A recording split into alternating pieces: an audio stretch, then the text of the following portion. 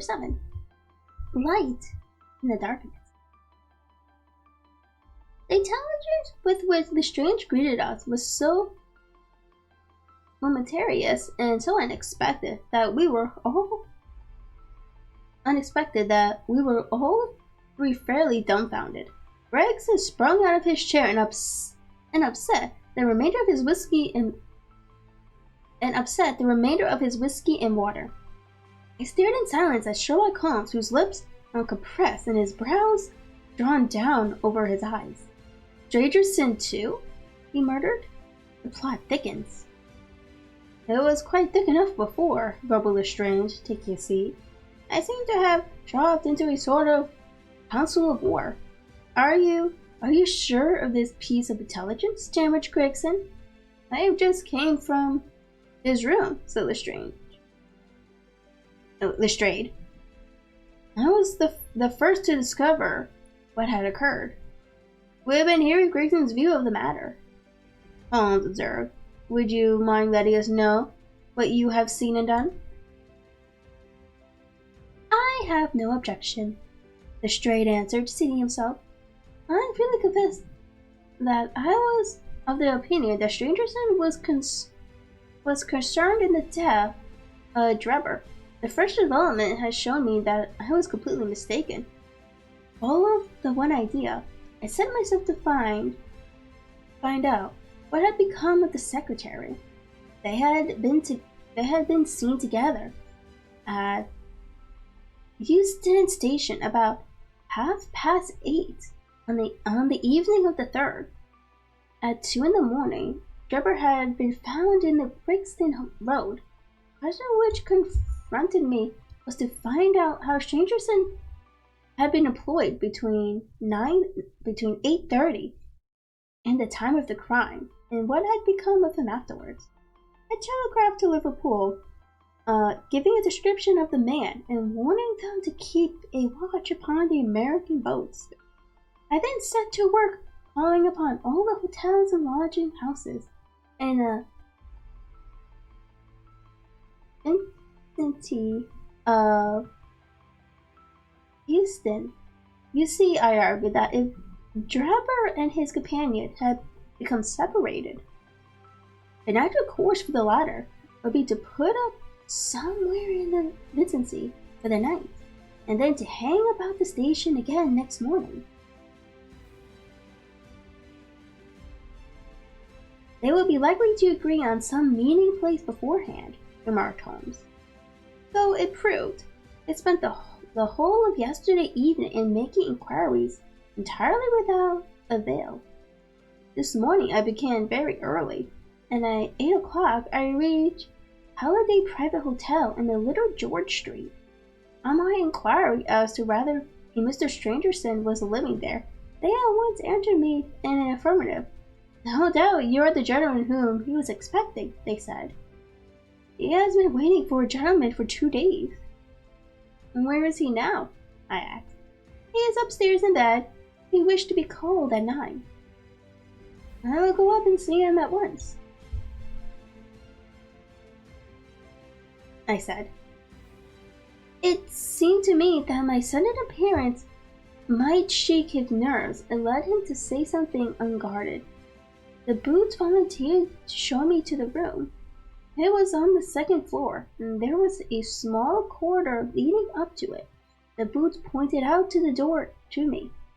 I was about to go downstairs again when I saw something that made me feel sickening, in spite of my 20 years' experience.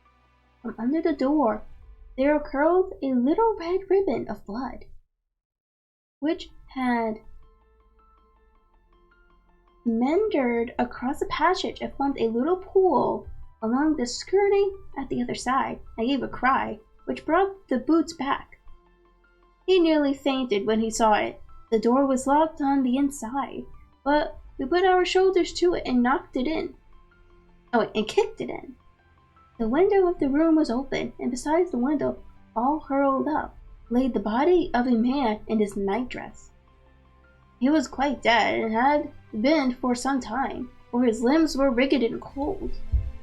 When we turned him over, the Boots recognized him at once as being the same gentleman who had engaged the room under the name of Joseph Strangerson. The cause of death was a deep stab in the left side, which must have penetrated the heart. And now comes the strange part of the affair. What do you suppose was above the murdered man? I felt a creeping of the flesh and a presentiment of coming horror, even before Sherlock Holmes answered. The word Ratchy written in letters of blood, he said. That was it, said Lestrade in awe-struck voice, and we were all silent for a while. There was something so methodical and so incomprehensible about the deeds of this unknown assassin that imparted a fresh gasoline to his case. My nerves, which were steadily enough on the field of battle, tingled as I thought of it. The man was seen, continued Lestrade, a milk boy passing on his way to the dairy, happened to walk down the lane which leads from the mews at the back of the hotel. He noticed that a ladder, which usually is there, was raised against one of the windows of the second floor, which was wide open. After passing, he looked back and saw a man descend the ladder. He came down so quietly and openly that the boy imagined him to be some carpenter or joiner at work in the hotel. He took no particular notice of him, beyond thinking in his own mind that it was early for him to be at work. He has an impression that the man was tall, had a reddish face, and was dressed in a long brownish coat. And he must have stayed in the room some time little after the murder, where we found blood-stained water in the basin, where he had washed his hands, and marks on the street where he had deliberately wiped his knife. I glanced at Holmes on hearing the description of the murderer, which tallied so exactly with his own. There was, however, no trace of the exultation or the satisfaction upon his face. Did you find nothing in the room which could furnish a clue to the murderer? He asked. Nothing. Strangerson had Gerber's purse in his pocket, but it seemed that this was usual, as he did all the paying. There was 80-odd pounds in it, but nothing had been taken. Whatever the motives of these extraordinary crimes, robbery is certainly not one of them.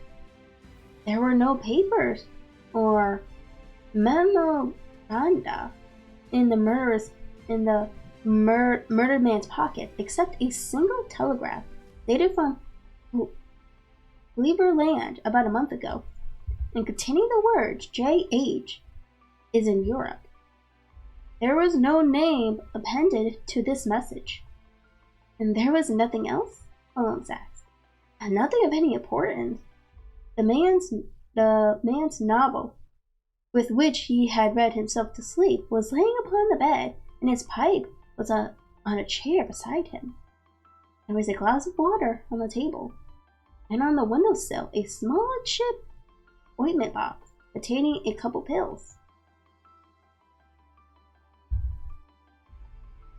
Sherlock Holmes sprang from his chair with an exclamation of delight. "The last link!" he cried. Exultanary? My case is complete. The two detectives stared at him in amusement. I have now in my hand, my companion said confidently, all the threads which have formed such a tangle. There are of course details to be filled in, but I am as certain of all the main facts from the time that Mr. Drebber parted from Strangerson's at the station up until the discovery of the body of the latter, as if I had seen them with my own eyes. I will give you a proof of my knowledge. Could you lay your hands upon those pills? I have them, Mr. Lestrange, producing a small white box. I took them in purse and a telegram, intending to have them put in the place of safety at the police station. And it was the merest chance my taking these pills, for I am bound to say I do not attach any importance to them. Give them here, said Holmes. Now, doctor, turning to me, are those ordinary pills? They certainly were not. They were of a purely gray color, small, round, and almost transparent against the light. From their lightness transparency, I would imagine they are soluble in water, I remarked. Precisely so, answered Holmes. Now would you mind going down and fetching the poor little devil of a terrier, which had been in bed so long, and which the landlady wanted you to put out of its pain yesterday? I went downstairs and carried the dog upstairs in my arms. Its labored breathing and glazing eyes showed that it was not far from its end. Indeed, its snow-white muzzle proclaimed that it had already exceeded the usual term of canine existence. I placed it upon a cushion on the rug. I will now cut one of these pills in two, said Holmes, and drawing his penknife, he suited the action to the words. One half we would return into the box for future purposes. The other half I will place in this wineglass, in which, in a teaspoon of water, you perceive that our friend the doctor is right, and that it readily dissolves. This may be very interesting, said Lestrade, in the injured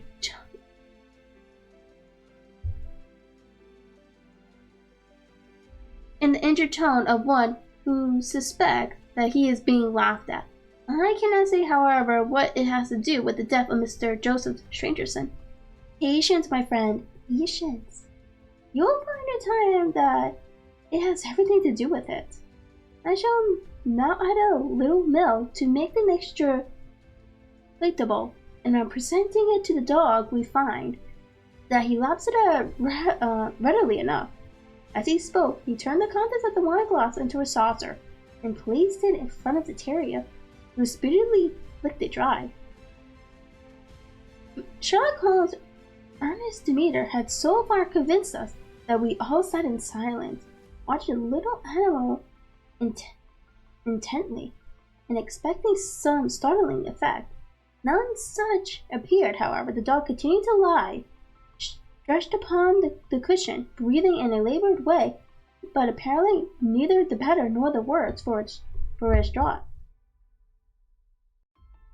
Holmes had taken out his watch, and as minutes followed minutes without result, an expression of the utmost chagrin and disappointment appeared upon his features. He ground his lips, drumming his fingers upon the table, and showed every other synonym of acute impatience. So great was his emotion that I felt sincerely sorry for him, while the two detectives smiled devilishly, by no means displeased at this check which he had made. It can't be a coincidence, he cried, at last springing from the chair and pacing wildly up and down the room. It is impossible that it should be a mere coincidence. The very pills which I suspect in the case of Trevor are actually found after the death of Stangerson, and yet they are inert. What can it mean? Surely my whole chain of reasoning cannot have been false. It is impossible, and yet this wretched dog is none the worse. Ah, I have it! With a perfect shriek of delight, he rushed to the box, put the other pills in two, dissolved it, added milk, and presented it to the terrier. The unfortunate creature's tongue seemed hardly to have been moistened in it before it gave a convulsive shiver in every limb, and lay as rigid and lifeless as if it had been struck by lightning. Sherlock Holmes drew a long breath and wiped the perspiration from his forehead. I should have more faith, he said. I have to know by this time that when a fact appears to be opposed to a long trade of deduction, it invariably proved to be capable of bearing some other interpretation. Of the two pills in the box, one was of the most deadly poison, and the other was entirely harmless. I ought to have known that before ever I saw the box at all. The last statement appeared to me to be so startling that I could hardly believe that he was in his sober state. There was the dead dog, however, to prove that his conjecture had been correct. It seemed to me that the mists in my own mind were gradually clearing away, and I began to have a dim, vague perception of the truth. Well, this seems strange to you, continued Holmes, because you failed at the beginning of the inquiry to grasp the importance of the single real clue which was presented to you. I had the good fortune to seize upon that, and everything which has occurred since then has served to confirm my original supposition, and indeed was the logical sequence of it. Instincts which had perplexed you and made the case more obscure have served to enlighten me and to straighten my conclusions. It is a mistake to confound strangers with mystery, the most commonplace crime often the most mysterious, because it presents no new or special features from which deduction may be drawn. This murderer would have been infinitely more difficult to unravel had the body of the victim been simply found laying in the roadway without any of those paltry and sensational accomplishments which have rendered it remarkable. These strange details, far from making the case more difficult, have really had the effect of making it less so. Mr. Gregson, who had listened to this address with considerable impatience, but contained himself no longer. Look here, Mr. Sherlock Holmes, he said, we are all ready to acknowledge that you are a smart man and that you have your own methods of working. We want something more than mere theory and preaching now, though. It is a case of taking the man. I have made my case out, and it seems I was wrong. Young Carpenter could not have been engaged in the second affair. Lestrade went after this man, Strangerson, and it appeared that he was wrong too. You have thrown out hints here and hints there, and seem to know more than we do. But the time has come when we feel that we have a right to ask you straight how much you do know of the business. Can you name the man who did it? I cannot help feeling that Gregson is right, sir, remarked Lestrade. We have both tried and we have both failed. You have remarked more than once since I have been in the room that you had all the evidence which you required. Surely you will not withhold it any longer. Any delay in arresting the assassin, I observed, might give him time to perpetrate some fresh atrocity. Thus pressed by us all, Holmes showed sign of irresolution. He continued to walk up and down the room with his head sunk on his chest and his brows drawn down, as was his habit when lost in thought. There will be no more murderers, he said at last, stopping abruptly and facing us. You could put that consideration out of the question. You have asked me if I know the name of the assassin, and I do. The mere knowledge of his name is a small thing, however, compared with the power of laying our hands upon him. This I expect very shortly to do. I have good hopes of managing it through my own arrangements, but it is a thing which needs delicate handling, for we have a shrewd and desperate man to deal with, who is supported, as I have had occasion to prove, by another who is as clever as himself.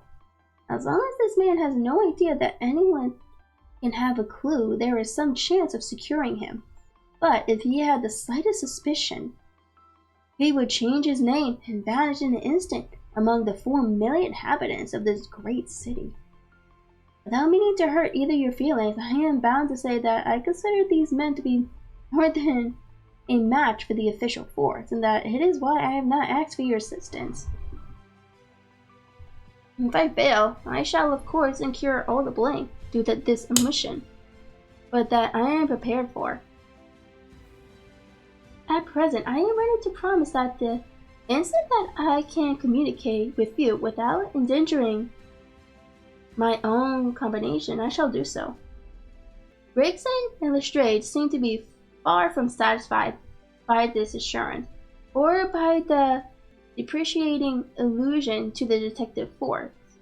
The former had flushed up to the roots of his flaxen hair, while the other's beady eyes listened with curiosity and resentment. Neither of them had time to speak, however, before there was a tap at the door, and the spokesman of the street, Arb's young Wiggins, introduced his insignificant, unsavory person. "Please, sir," he said, touching his forelock. "I have the cab downstairs." "Good boy," said Holmes, blandly. "Why don't you introduce this pattern at Scotland Yard?" he continued, taking a pair of steel handcuffs from a drawer. "See how beautifully the spring works. They fasten in an instant." "The old pattern is good enough," remarked Lestrade, "if we can only find the man to put them on." Very good," said Holmes, smiling. "The cabman may as well help me with my boxes. Just ask him to step up, Wiggins." I was surprised to find my companion speaking as though we were about to set out on a journey, since he had not said anything to me about it. There was a small portmanteau in the room, and this he pulled out and began to strap. He was busily engaged at it when the cabman entered the room. "Just give me a help with this buckle, cabman," he said, kneeling over his task and never turning his head. The fellow came forward with a somewhat sullen, defiant air, and put down his hands to assist. At that instant there was a sharp click, the jangling of metal, and Sherlock Holmes sprung to his feet again. "Gentlemen," he cried, with flashing eyes, "get me introducing you to Mr. Jefferson Hope, the murderer of Rush Drebber and of Joseph Stangerson." The whole thing occurred in an instant, so quickly that I had no time to realize it. I had a vivid recollection of that instant, of Holmes' triumphant expression, and the ring in his voice, of the cameraman's dazed, savage face, as he glanced at the glistening handcuffs, which had appeared as if by magic upon his wrist. For a second or two we might have been a group of statues. Then, with an inadequate roar of fury, the prisoner wrenched himself free from Holmes' grasp, and hurled himself through the window. The woodwork and glass gave way before him, but before he got quite through, Gregson and Lestrade and Holmes sprung upon him like so many stage-hounds. He was dragged back into the room, and then commenced a terrific conflict.